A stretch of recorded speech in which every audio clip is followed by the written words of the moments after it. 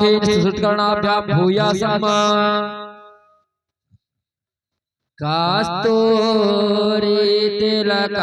ललाटपटले वक्षस्थले कौस्तुभं नासाग्रीवरमौक्तिकं करतले वेणुकरे कंकणं सर्वांगी हरिचन्दन सुललितां कंठे च मुक्तावली गोपा स्त्रीपरिवेष्टितो विजयते गोपालचूडामणि।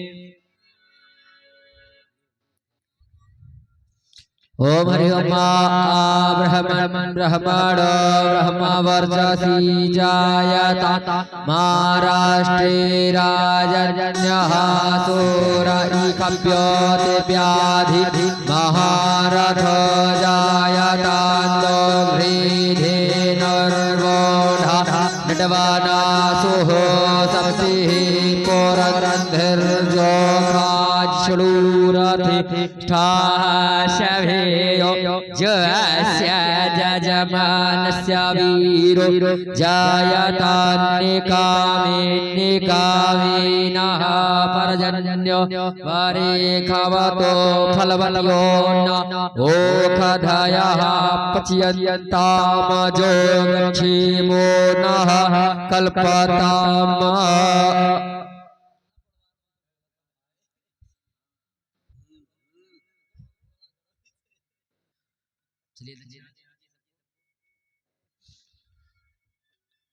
ओम नमो ब्रह्मण्य देवाय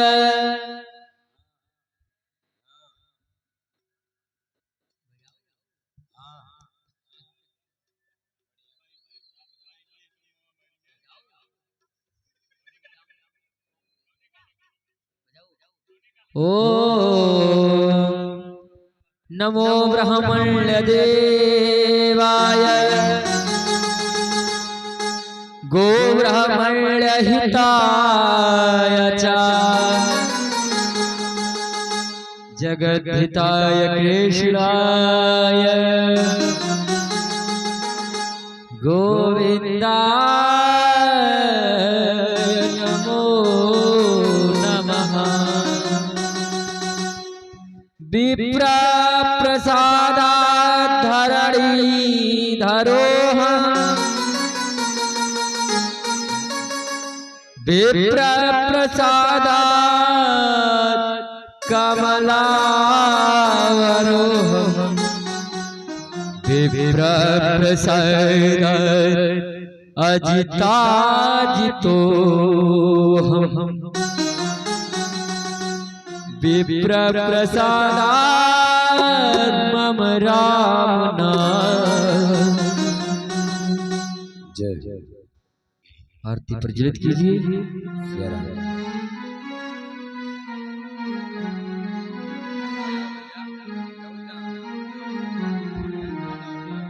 सिया राम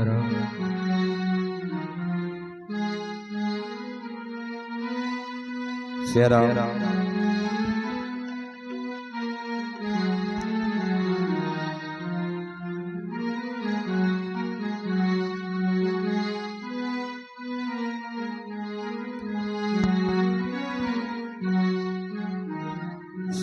हरि ओम इदगुं भवेहि प्रजननं मे स्तुति शरीरं सर्वगणगुं सुस्थये आत्मसनि प्रजासनि पशुसनि लोकसन्य भयसनि प्रजां बहुलां मे करोन्मन्नं रजनासुत।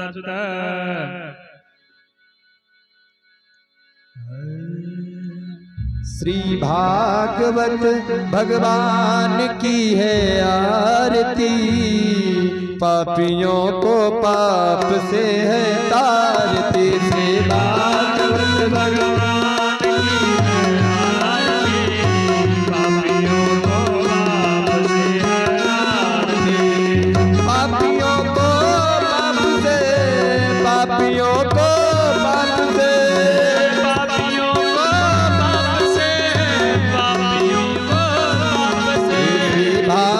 भागवत भगवान की है आरती, पापियों को पाप से है तारती।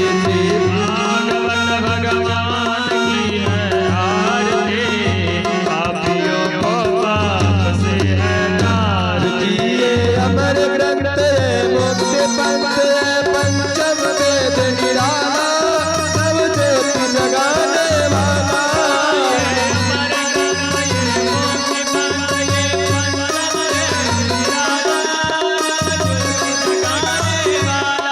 हरि नाम यही हरि धाम यही, हरि नाम यही हरि धाम यही, जग के मंगल की आरती, पापियों को पाप से है तारती।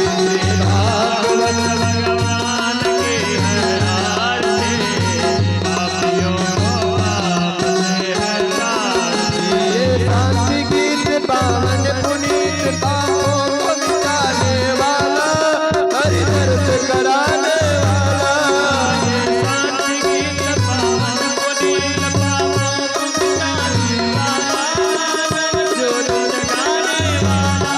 ये सुख करनी है दुख हरनी, सुख करनी दुख हरनी, ये सुख करनी है दुख हरनी, सुख करनी दुख हरनी। श्रीमधुसूदन की आरती, पापियों को पाप से है तारती। भागवत भगवान की है आरती, पापियों को पाप से है तारती। ये मधुर बोल भव बंद बोल, धनमार्ग दिखाने वाला, बिगड़ी को बनाने वाला। ये मधुर बोल सदबंद बोल, सन्मार्ग दिखाने वाला, बिगड़ी को बनाने वाला। श्री राम यही घनश्याम यही, श्री राम यही घनश्याम यही, राजा राम यही घनश्याम यही, राम यही घनश्याम यही। प्रभु के महिमा की आरती, पापियों को पाप से है तारती। भागवत भगवान की है आरती, पापियों को पाप से है तारती। भागवत भगवान की है आरती, पापियों को पाप से है तारती। भागवत भगवान की है आरती, पापियों को पाप से है तारती। कर्पूर गौरम करुणावतारम, संसार सारम भुजगेन्द्रहारम।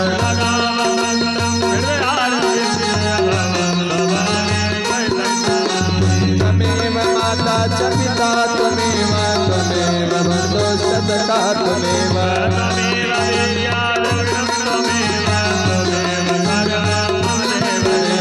भागवत भगवान की है आरती, पापियों को पाप से है।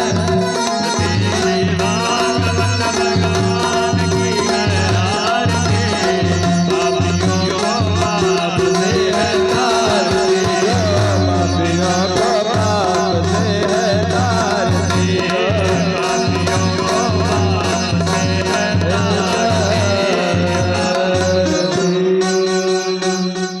आरातिक्यं समर्पयामि पुराणपुरुषोत्तमाय नमः। जलेन शीतलीकरणं पुष्पै देवाभिवन्दनं मन्त्रपुष्पाञ्जलिः। हरि ओं मा जिन्देन नमयन्त देवास्तानि धर्माणि पतमान्यासुन्नाते हनागं महिमाना चन्द्रचरपूर्वे साध्याः सन्ति देवाः। हरि ओं नारायणाय विद्महे वासुदेवाय धीमहि तन्नो विष्णुः प्रचोदयात्। हरि ओं नन्दनन्दनाय विद्महे यशोदानन्दनाय धीमहि तन्नो श्रीकृष्णः प्रचोदयात्। सेवन्तिकावकुलचम्पकपाटलाब्धे पुलिनागजादिकरबिल्वरसालपुष्पै बिल्वप्रवाल तुलसीदलमञ्जरे स्वां पूजयामि जगदीश। नाना सुगन्धपुष्पाणि ताकालो भवानि च। पुष्पाञ्जलिर्मया दत्तगृहाण परमेश्वर जरा बोलिए श्री भागवत महापुराण की श्री व्यास जी महाराज की परम पूज्य श्री सद्गुरुदेव भगवान की श्रीमद् जगद्गुरु रामानुजाचार्य श्री स्वामी जी महाराज की बड़े महाराज जी की जय जय श्री राधे श्याम। आप सभी लोग अपने स्थान पे विराजमान हो जाएं और भगवान की चर्चा हमारे पूज्य व्यास जी के मुखारबिंद से आप सभी को श्रवण करने को मिल रही है। अभी तक जो भक्तजन नहीं पहुंच पाए उनसे निवेदन है शीघ्र पधारे। ज्यादा न कहते हुए व्यास जी महाराज के चरणों में साष्टांग प्रणिपात करते हुए वाणी को विराम। जय सिया राम।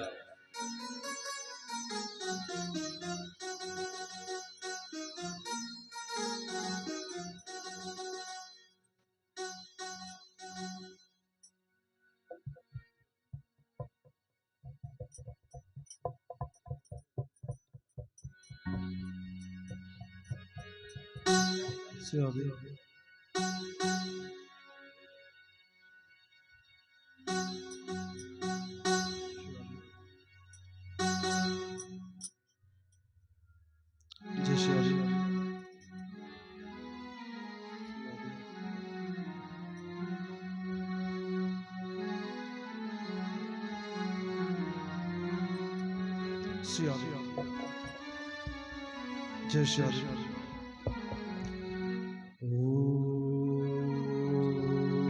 स्वस्ति श्री गणेशाय नमः। स्वस्ति श्री राधा कृष्ण चरण कमलेभ्यो नमः।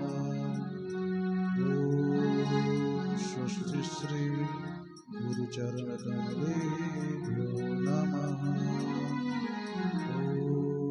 स्वस्ति श्री मातृपितृचरण कमलेभ्यो नमः। लंबोदरं परमसुन्दरमेकदन्तं रक्ताम्बरं त्रिनयनं परमं पवित्रं दिवाकर निभोजलकायकान्तं विघ्नेश्वरं सकलविघ्नहरं नमामि। गवामि तीर्थे वसति गंगा पुष्टे तथा तेजसी प्रवेदा लक्ष्मी करीसे प्रणतो च धर्मस्तासां प्रणामं सततं च कुर्यात्। नारायणं नमस्कृत्य नरं चैव नरोत्तमं देवीं सरस्वतीं व्यासं ततो जयमुदीरयेत्। राधाभक्ति हरिज्ञानं ताभ्यां याच समन्विता तां श्रीभागवतीं गाथां वन्दे युगरूपिणीम्। कृष्णत्वदीयपदपङ्कजबिन्दुरान्ते अद्यैव मे विशतमानशिराजयंसा प्राणप्रयाणसमये कफवातपित्ते कण्ठावरोधं विधवस्मरणं कुतस्ते। लक्ष्मीनाथसमारम्भां नाथयामिनध्यमाम् अस्मदाचार्यपर्यन्तां वन्दे गुरुपरम्पराम्। अज्ञानतिमिरान्धस्य ज्ञानाञ्जनशलाकया चक्षुरुन्मीलितं येन तस्मै श्रीगुरुवे नमः। ध्यानमूलं गुरुर्मूर्ते पूजामूलं गुरुर्पदं मन्त्रमूलं गुरुर्वाक्यं मोक्षमूलं गुरुर्कृपा। राधा मेरी मातु है पिता मेरो घनश्याम इन दोनों के चरणों में मेरा बारंबार प्रणाम। जड़ चेतन जग जीव जग सकल राम मैं जान बंदम सबके पद कमल सदा जोर जुग पान श्री राम मैं सब जग जानी करम प्रणाम जोर जुग पानी हरे राम राम राम हरे कृष्ण कृष्ण कृष्ण हरे हरे हरे राम राम राम हरे कृष्ण कृष्ण कृष्ण हरे हरे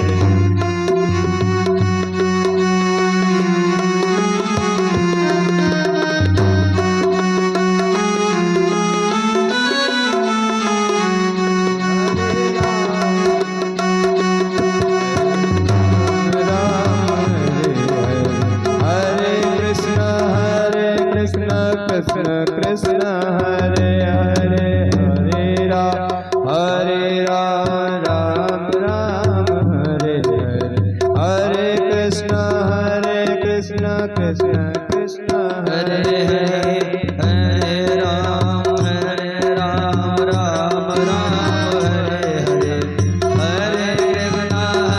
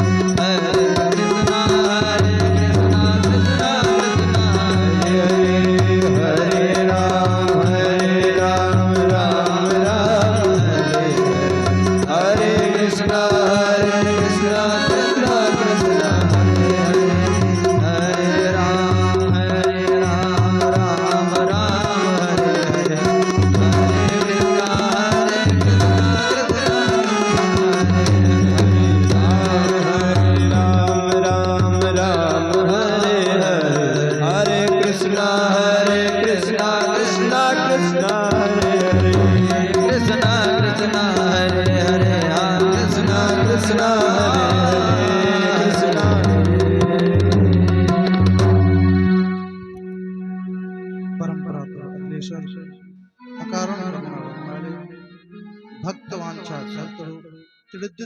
पीताम्बरधारी श्री कृष्णलाल की वाग्मय प्रतिमूर्ति श्रीमद् भागवत महापुराण।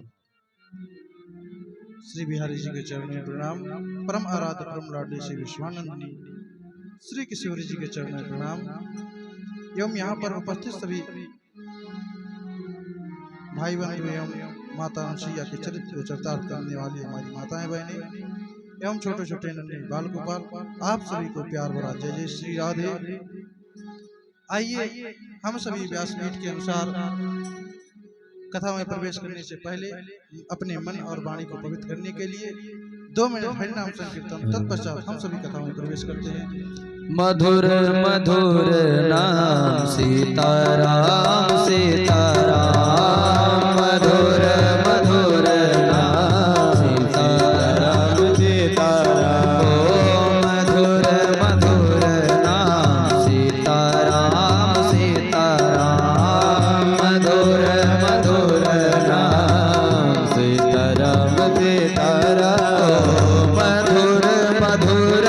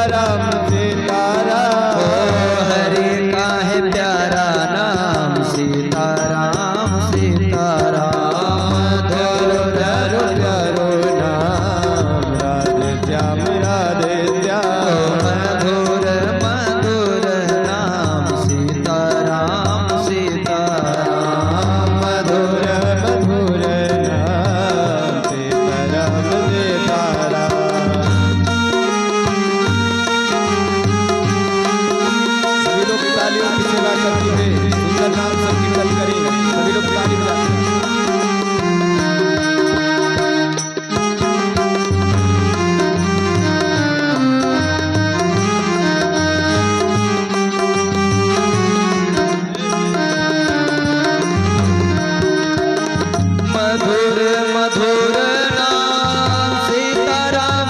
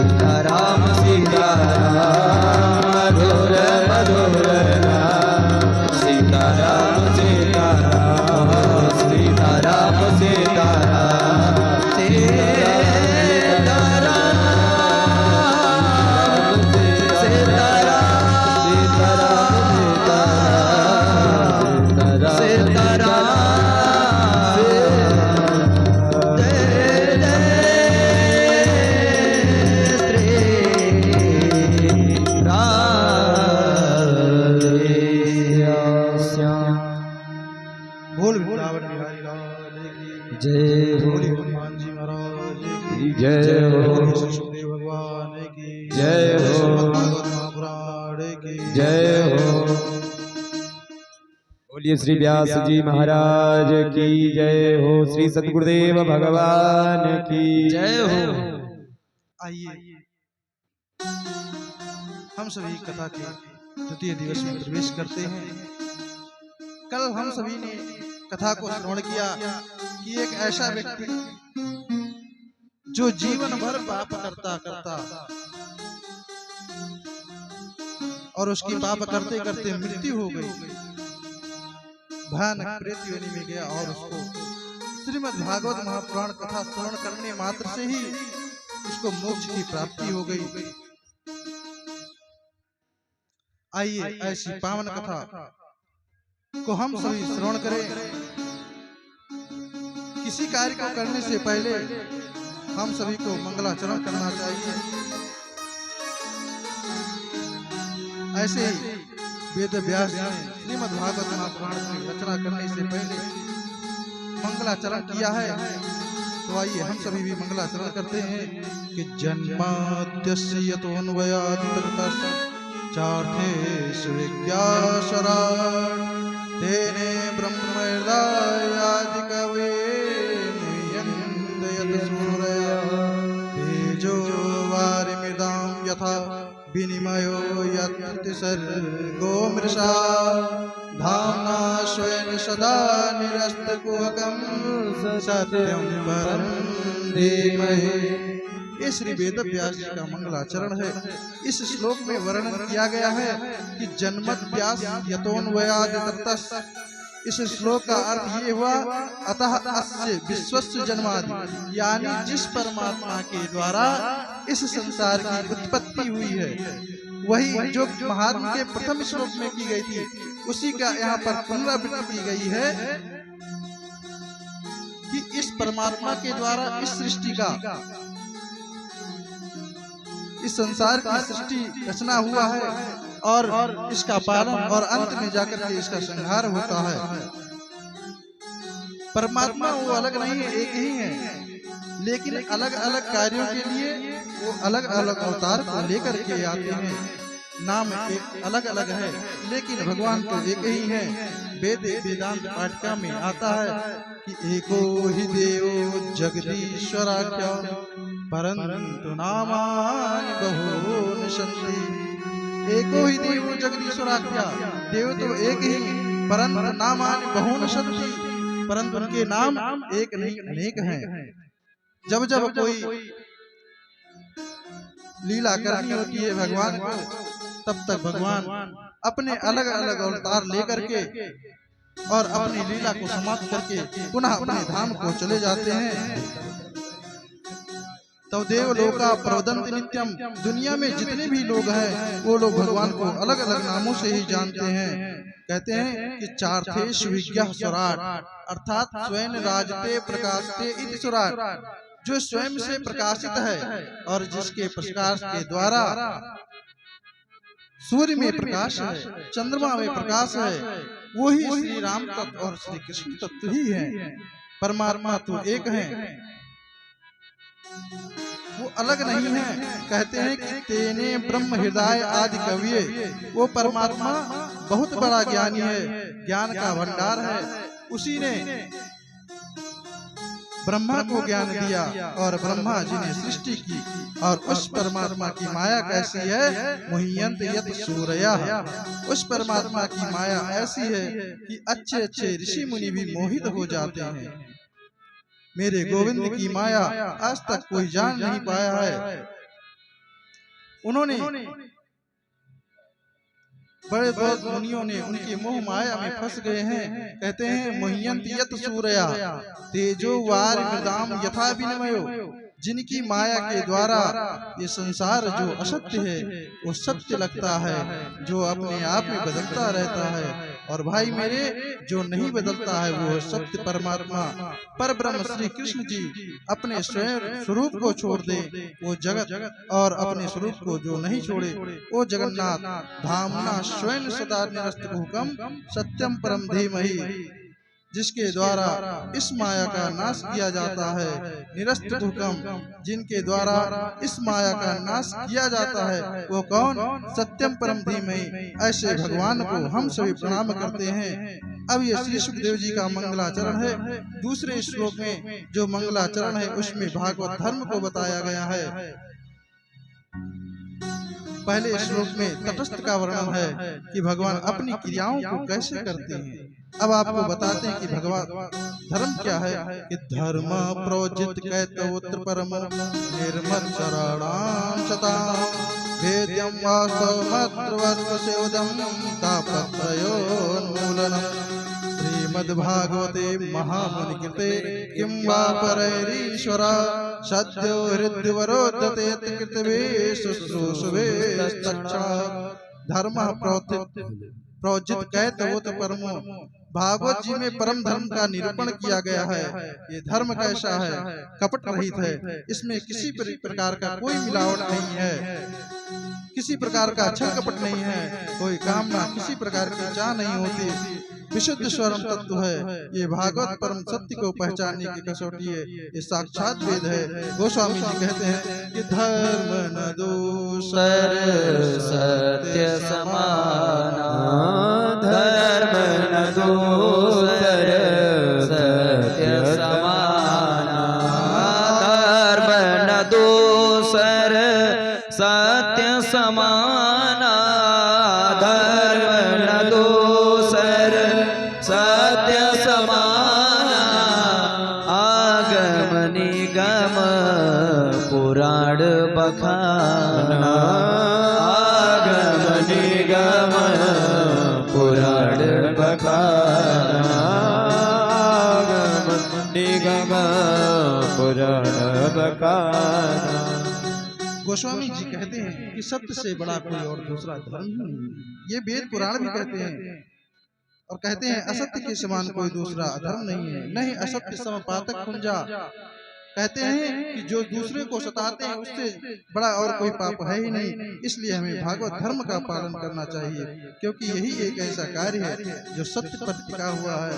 कहते हैं निर्मत्सराणाम शताम, अर्थात जितने मत्सरता यानी अहंकार नहीं है, समाप्त हो गया है, ऐसा मनुष्य ही भागवत का अधिकारी होता है। भागवत कथा कैसी है? वेद्यम वास्तव मत्रवत् शिवदम। बोले शिवदम शिवम कल्याणम ददाति शिवदम, कल्याण करने वाली है, जीवन को आनंदमय बनाने वाली है श्री कृष्ण कथा। और कैसी है? तापत्रयोन्मूलनम, तीनों प्रकार के तापों को नष्ट करने वाली है, उसका उन्मूलन करती है श्री कृष्ण कथा। चाहे वो आध्यात्मिक ताप हो, चाहे आधिदैविक ताप हो या भौतिक ताप हो, तीनों तापों को विनष्ट कर देती है।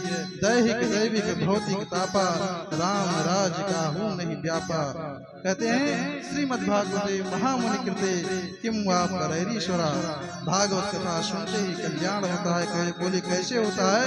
सद्यो हृदय वरुद्ध पृथ्वी, उसी समय तुरंत आपके हृदय में गोविंद विराजमान हो जाते हैं। बोले कब? शुश्रूषुभिस्तक्षा, जैसे ही आपने कथा श्रवण करने का मन बनाया तुरंत आपके हृदय पर गोविंद विराजमान हो जाते हैं।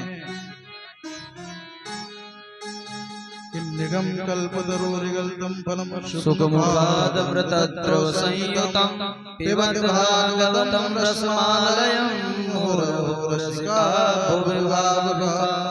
निगम कहते हैं वेद रूपी कल्प वृक्ष को, और इसी वृक्ष का पका हुआ फल है श्रीमद् भागवत कथा।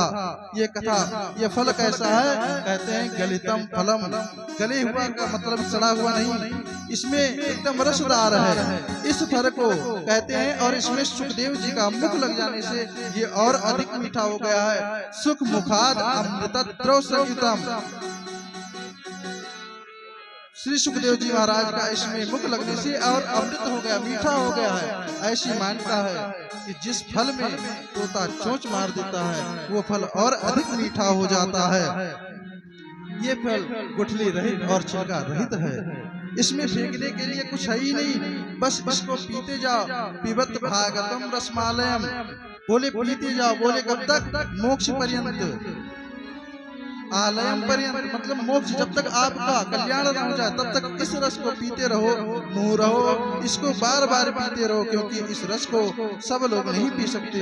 इस रस का पान करने के लिए आपको रसिका भुविभाव का, इस रस का पान करने के लिए आपको रसिक होना पड़ेगा, तभी आप इस कथा को, रस को पान कर सकते हैं।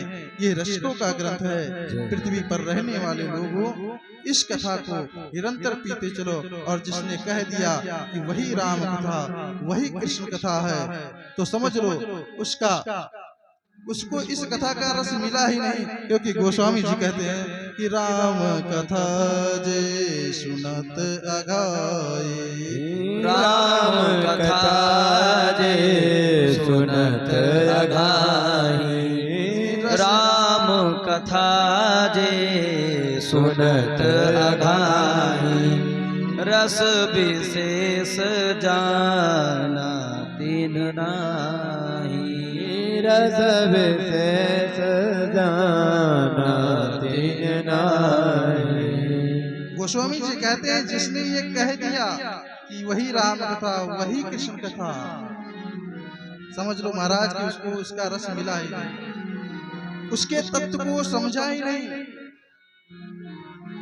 और जिसने समझ लिया वो हमेशा पान करता रहेगा, वो कभी ये कहेगा नहीं कि मैंने कथा को श्रवण कर लिया। जहाँ भी कथा होगी रस का विभाग हुआ, जो रसिक होगा कथा का, महाराज कथा कहीं पर भी होगी वो तुरंत खिंचा हुआ चले जाएगा।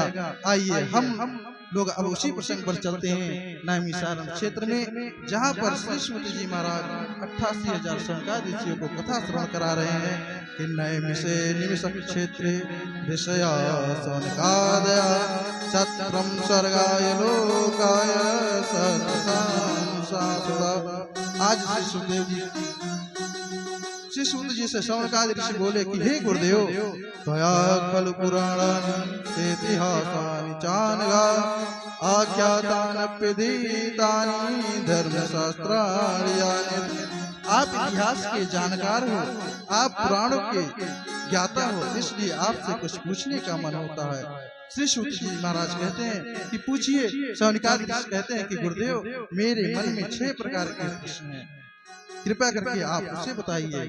शौनकादि ऋषि श्री सूत जी महाराज से प्रथम प्रश्न करते हैं कि जीवों का कल्याण कैसे होगा, और दूसरा प्रश्न कहते हैं कि भगवान के अवतार लेने का क्या प्रयोजन है, और तीसरा प्रश्न करते हैं कि भगवान का अब तक कितने अवतार हुए हैं, और चौथा प्रश्न है परमात्मा के अवतार लेने का क्या कारण है।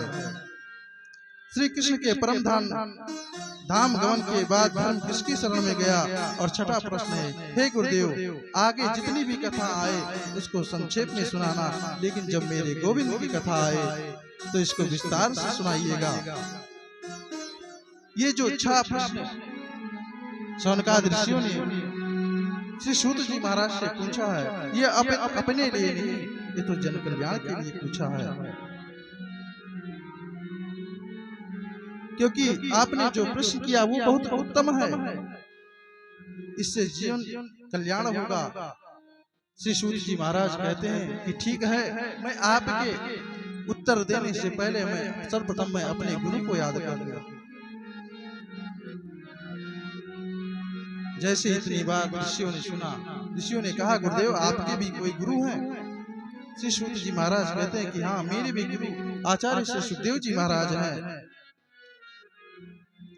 और श्री सूत जी महाराज श्री सुखदेव जी महाराज का स्तुति करते हैं कि यम प्रव्रजन्त मनपेतमपेत कृत्यम द्वैपायनो विरागातरयाज्वावा पुत्रेति तन्मयतरया विनीदो सर्वभूत हृदयं मुनिमानतोस्मि। श्री सूत जी महाराज कहते हैं मैं अपने गुरुदेव को प्रणाम करता हूँ। अब श्री शौनक जी ने प्रश्न कर दिया कि हे गुरुदेव ये सुखदेव जी कौन है, इनका बहुत जगह नाम आता है, इनका तो देवी भागवत में वर्णन आता है, वहाँ श्री सुखदेव जी और जनक जी का सत्संग है आया है। इसके बाद उनका विवाह का वर्णन आता है कि तिवरी नाम की कन्या से अंत में वो घर छोड़कर चले गए, और अंत में महाभारत में आता है कि इनके शरीर को जलाया गया है। लेकिन भागवत जी में ऐसा वर्णन नहीं आता है। भागवत जी में तो बस केवल इतना वर्णन आता है कि जब राजा परीक्षित को शाप लगा तो वहीं गंगा के किनारे श्री सुखदेव जी महाराज आते हैं। 7 दिनों तक कथा को श्रवण कराया, उसके बाद वहां से चले गए। उसके बाद भागवत जी में इसका कोई वर्णन नहीं है।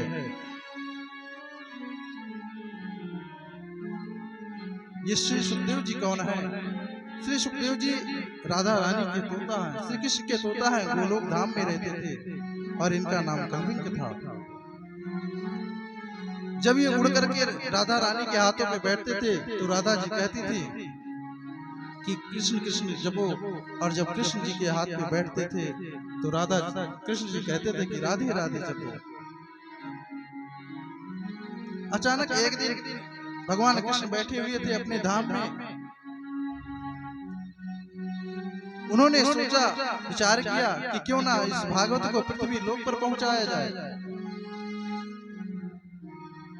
राधा रानी ने कहा कि ठीक है, आपकी इच्छा, उसमें मेरी भी सहमति है।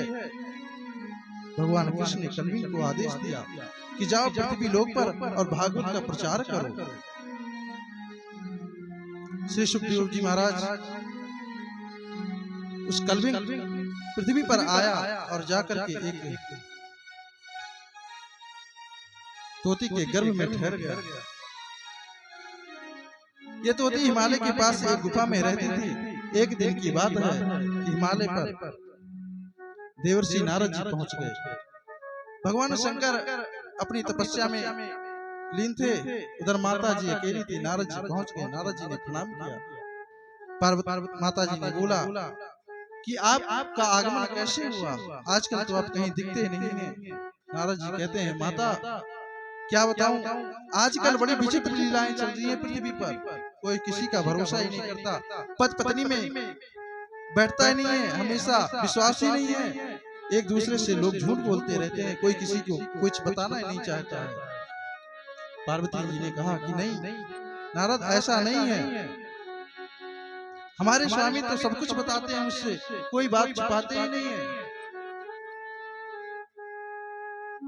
नारद जी ने कहा, नहीं, मैं नहीं मान सकता। माता जी कहती है, नहीं देवर्षि, वो संध्या वंदन में बैठते हैं, तपस्या में बैठते हैं, और जो उनको ध्यान में आता है, जो छवि आती है, उसको भी मुझे बताते हैं। और यहाँ तक कि गुरु मंत्र किसी को नहीं बताना चाहिए। भगवान ने मुझे उस गुरु मंत्र को भी मुझे बताया है। नारद जी ने कहा, अच्छा माता, फिर भी मुझे विश्वास नहीं है। हर चीज बताया, लेकिन आपको एक चीज और नहीं बताया होगा। आपको पता है कि जो भगवान ने अपने गले में मुंडों की माला पहनी है, वो किसकी है? माता जी ने कहा कि हाँ देवर्षि, ये तो मुझे अभी तक बताया ही नहीं। माता जी, जब भगवान आए, शंकर जी आएंगे, तो आप जरूर पूछिएगा कि ये मुंडे की माला किसकी धारण की हुई है। आज जैसे ही नारद जी इतना कह के माता जी को प्रणाम किया और वहां से चल दिए। रास्ते में भगवान शंकर जी मिले, भगवान को प्रणाम किया और भगवान से कहते हैं कि आपको जाइए, माता जी ने याद किया है। भगवान ने कहा कि ठीक है नारद, आप जहां से होकर के आओगे वहां कोई याद न करे, ऐसा तो हो ही नहीं सकता। भगवान माता जी के पास आते हैं तो माता जी गुस्से में बैठी हैं। जैसे भगवान ने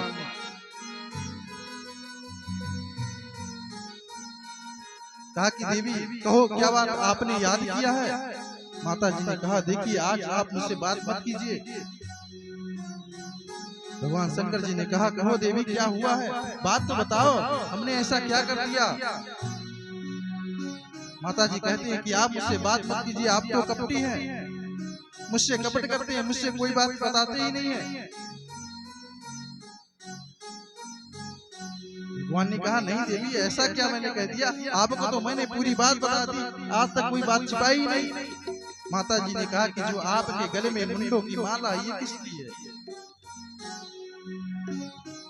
भगवान हंसे और कहते हैं कि देवी, ये आपकी ही मुंडों की माला है। आप तो परम जगदम्बी जगदम्बा है, और जब जब आपने लीला करके अपने शरीर को छोड़ा है, अपने शरीर को त्यागा है, तो मैंने आपके सर को अपने गले में धारण कर लिया है, क्योंकि आपसे इतना प्रेम है और आपका प्रेम हमसे हमेशा बना रहे, इसलिए आपके सर को मैंने धारण कर लिया। ये आपके ही मुंडों की माला है। जैसे इतनी बात माता पार्वती ने सुनी, माता ने कहा तब तो आप महाकपटी हैं। भगवान ने कहा मैं महाकपटी कैसे? लेकिन मैं बार बार अपने शरीर को छोड़ती हूँ, बार बार जन्म लेती हूँ, पर आप ऐसा क्यों नहीं, आपका शरीर क्यों नहीं छूटता है? भगवान कहते हैं मैंने अमृत कथा का पान किया है।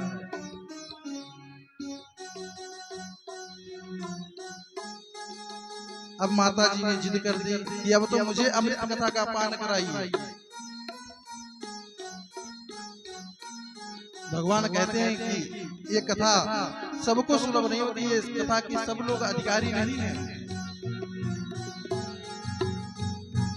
माता जी के जिद करने पर माता ने कहा कि क्या मैं भी अधिकारी नहीं हूँ स्वामी इस कथा के? भगवान ने कहा नहीं देवी, ऐसी कोई बात नहीं है। इस कथा का अधिकारी, इसके कथा श्रवण करने के कुछ नियम भी हैं, कुछ विधान भी हैं। माता कहती है कि नहीं स्वामी, आप तो मुझे कथा अमृत का पान कराइए, मैं नियम पूर्वक इस कथा को श्रवण करूंगी। भगवान कहते हैं कि इस कथा में कम से कम 2-4 लोग तो हों, 10-20 लोग हों। मान लो कथा में किसी को नींद आ गई, एक ही श्रोता एक ही वक्ता है, और यह श्रोता सो गया तो कथा कौन श्रवण करेगा?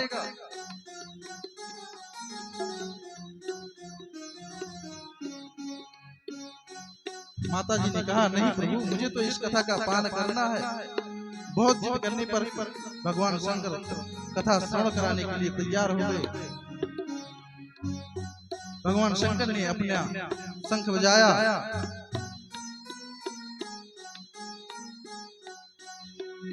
तो उस कैलाश पर्वत पर जितने भी जीव जंतु थे वो सब चले गए, और दूसरी बार जैसे भगवान ने अपने शंख को बजाया, महाराज वहां पर एक बड़ वृक्ष लगा हुआ था, उस पर एक तोती बैठी थी।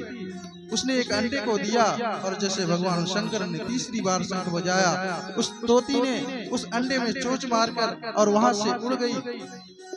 अब उस अंडे से एक तोता निकला जो जाकर के उस वृक्ष पर बैठ गया। इधर भगवान शंकर ने कहा कि मुझे कैसे पता चलेगा कि आप कथा को श्रवण कर रही हैं? माता ने कहा मैं कथा के जब स्कंद समाप्त होगा तो मैं उसके बीच में ओम ओम का उच्चारण करती रहूंगी। कथा प्रारंभ हुई, प्रथम स्कंद पूरा हुआ। माता ने कहा प्रथम स्कंद ओम, द्वितीय स्कंद ओम, तृतीय स्कंद ओम, ऐसे अष्टम स्कंद तक ओम करती रही। और जैसे नवम स्कंद में कथा प्रारंभ हुई, माता जी को नींद आ गई।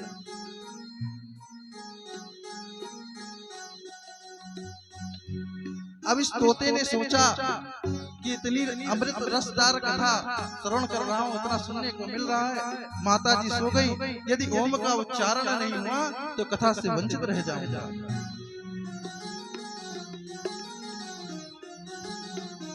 उस तोते ने सोचा क्यों मैं ही ना ओम का उच्चारण करता रहा, और उस तोते ने अब ओम का उच्चारण करना प्रारंभ कर दिया। नवम स्कंद ओम, दसम स्कंद ओम, एकादश स्कंद ओम और द्वादश स्कंद ओम। जैसे ही कथा पूर्ण हुई, भगवान शंकर ने जोर से जयकारा लगाई, बोल बाल कृष्ण लाल की जय हो। जैसे महाराज शंकर जी ने जयकारा लगाई, माता जी की निद्रा टूटी। माता ने पूछा स्वामी कृष्ण जन्म हो गया क्या? जैसे महाराज माता जी ने इतनी बात पूछी, शंकर जी ने कहा अरे आप कथा के मध्य में सो गई थी। माता ने कहा प्रभु जब आप बाप बेटा कर रहे थे उसी समय मुझे नींद आ गई थी और मैं सो गई। भगवान ने कहा तभी ओम ओम का उच्चारण कौन कर रहा था?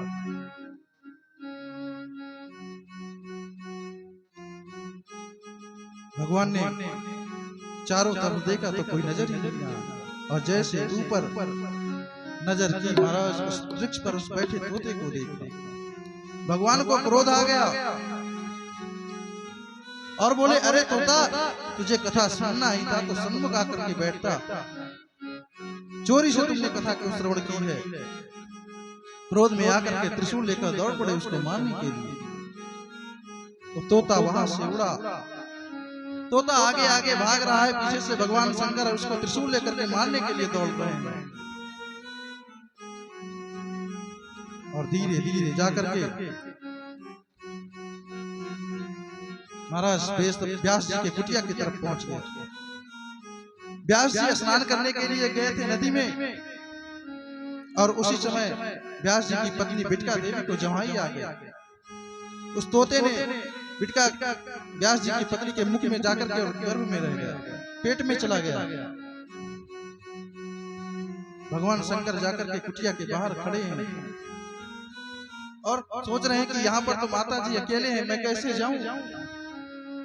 इतने में व्यास जी उधर से स्नान करके आ लौट रहे थे और द्वार पर देखा कि भगवान शंकर खड़े हैं। प्रसन्न हो गए और दूर से प्रणाम किया और कहते हैं कि सेवक सदन स्वामी आगमन, सेवक सदन स्वामी आगमन, सेवक सदन स्वामी आगमन, सेवक सदन स्वामी अवतरनु, सेवक सदन स्वामी आगमन, सेवक सदन स्वामी अवतरनु, मंगल मूल मंगल दमनो, मंगल मूल अमंगल धरनु, मंगल मूल अमंगल दमनो, मंगल मूल अमंगल धरनु। व्यास जी ने कहा, अरे सेवक के द्वार पर स्वामी का आगमन हो गया।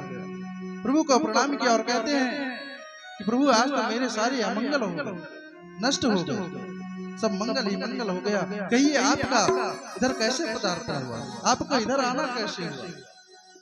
शंकर जी ने कहा कि आपके घर में एक चोर घुस गया है, उसको बाहर निकालो, उसे मैं मार दूंगा।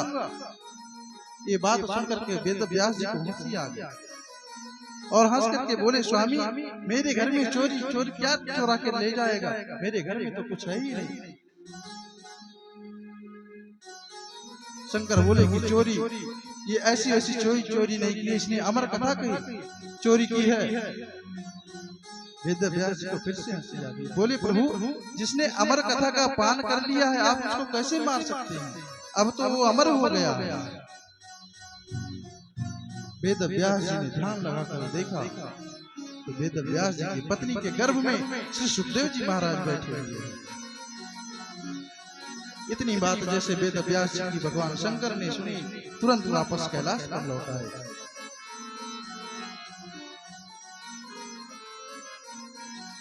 उधर वेद व्यास जी ने श्री सुखदेव जी महाराज से कहते हैं कि बेटा अब बाहर निकल आओ, तुम्हें कोई प्रॉब्लम नहीं है, कोई दिक्कत नहीं होगी।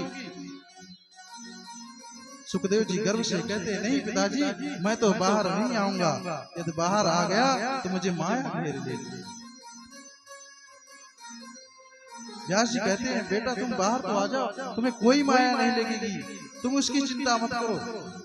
बार बार वेद व्यास जी कहते हैं, लेकिन श्री सुखदेव जी मना कर देते हैं कि नहीं पिताजी, संसार में ऐसा कोई बचा ही नहीं है कि जिसको माया, नारायण की माया ने घेर न लिया हो।